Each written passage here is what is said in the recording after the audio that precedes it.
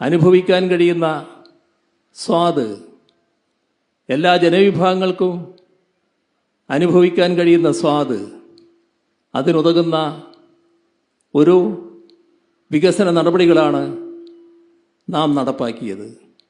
സർവതല സ്പർശിയും സാമൂഹ്യനീതി അധിഷ്ഠിതവുമായ വികസനം, അതിൻ്റെ ശരിയായ നില തന്നെ ഞങ്ങൾ വ്യക്തമാക്കിയിരുന്നു.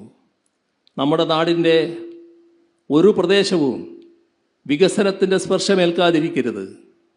നമ്മുടെ കേരളത്തിലെ ഒരു ജനവിഭാഗവും വികസനത്തിൻ്റെ സ്വാദ് അനുഭവിക്കാതിരിക്കരുത്. ആ നിലയിൽ മാതൃകാപരമായ രീതിയിൽ ഈ കഴിഞ്ഞ 10 വർഷം കൊണ്ട് കേരളത്തിന് ഉയർന്നു വരാൻ കഴിഞ്ഞുവെന്ന് തന്നെയാണ് ഞങ്ങൾ കാണുന്നത്. ഇതിന് തുടർച്ച വേണം. ആ തുടർച്ച ഞങ്ങൾ മാത്രമേ നടത്താനാ